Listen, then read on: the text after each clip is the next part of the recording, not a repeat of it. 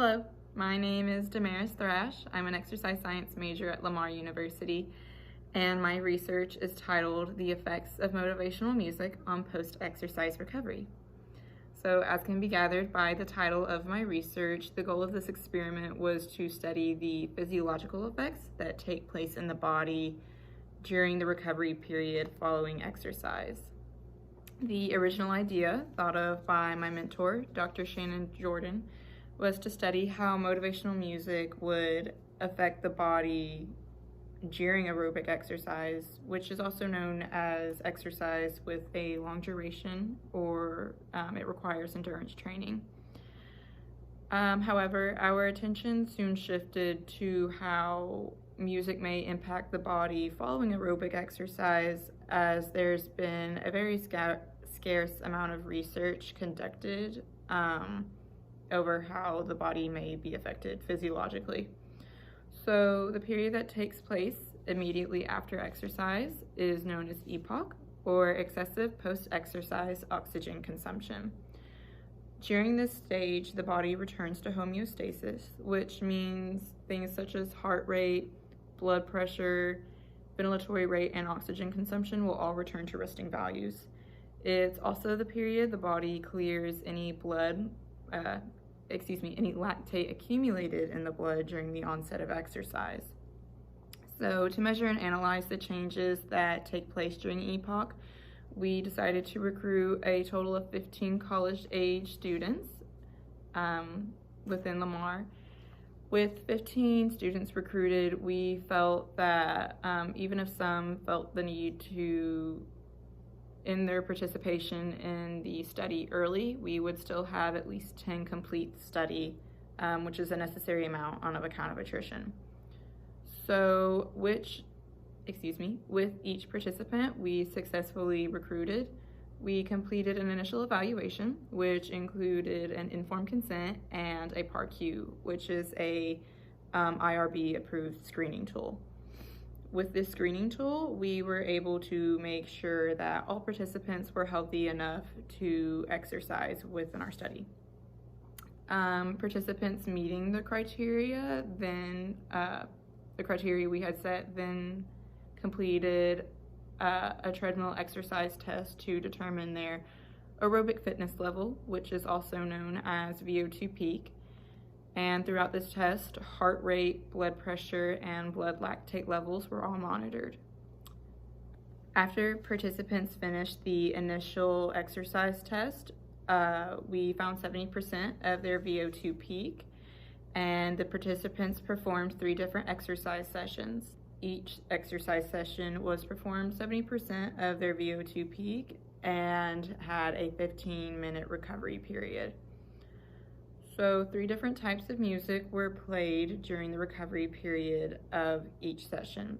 These 3 different trials included listening to motivational music during exercise while listening to no music during recovery, listening to motivational music during exercise while listening to motivational music during recovery, and listening to motivational music during exercise while listening to calming music during recovery. Based on current literature regarding music during exercise, my original hypothesis was that listening to motivational music compared to listening to calming music or no music would extend the post-exercise recovery stage, and it would take longer for the body to return to resting values. In opposition, I also believed that calming music would make the body react in such a way that it would recover quicker, and the EPOC stage would have a shorter duration as compared to motivational music or no music at all. So previous literature considered motivational music to be songs that had a tempo of 120 to 140 beats per minute if it was expected to elicit any positive response during a high-intensity aerobic training exercise. Although motivational music is defined within previous literature, There is no definition of calming music in any of the literature we reviewed beforehand. So this is what a normal day in the lab looks like. First, we always gather all the materials we need, such as hoses, headgear, and the equipment to make mouthpieces, which is what I'm doing right now. We also take heart rate, blood pressure, and lactate, so we'll gather materials for those. We also need to perform maintenance on the metabolic cart each day before a participant comes in. So to do that, we change out the filters and make sure there are clean hoses, and afterwards is when we actually calibrate the cart. So to do that, we use a 3-liter calibration syringe and push a known volume of air into the analyzer. We also perform a gas calibration using an analysis of room air composition and a known concentration of gas from a gas calibration tank. By doing that, the metabolic cart should be accurately measuring the metabolic gas exchange variables that we'll be looking at. This is what it looks like when we have a participant performing. We're constantly monitoring their blood pressure, blood lactate levels, and their heart rate. In this video, you can tell this particular participant is running for their VO2 peak because the speed and incline are constantly increasing. When we have them perform at 70% of their VO2 peak, the speed and grade should remain fairly constant. The participant is now performing at 70% of their VO2 peak for 20 minutes. We will be checking their vitals and blood lactate during the 10th and 20th minute. And then we will check immediately after exercise and during the 17th and 15th minute of recovery as well. And of course, we always disinfect and sanitize everything after each participant.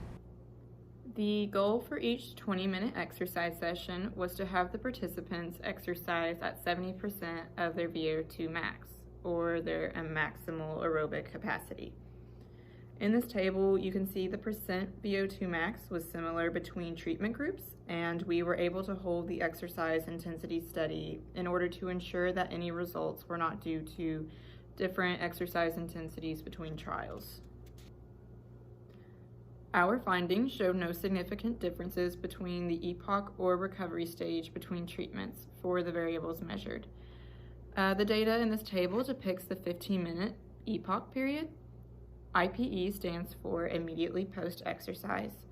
Participants had stopped exercising and stood still on the treadmill for the IPE measurements. Participants then sat quietly for the remainder of the 15-minute epoch period, where measurements were taken at 7 and 15 minutes post-exercise. Data represented in this table are heart rate, systolic and diastolic blood pressure, and blood lactate. Data represented in this table are absolute and relative VO2, ventilation, and respiratory rate during each measurement period of the epoch.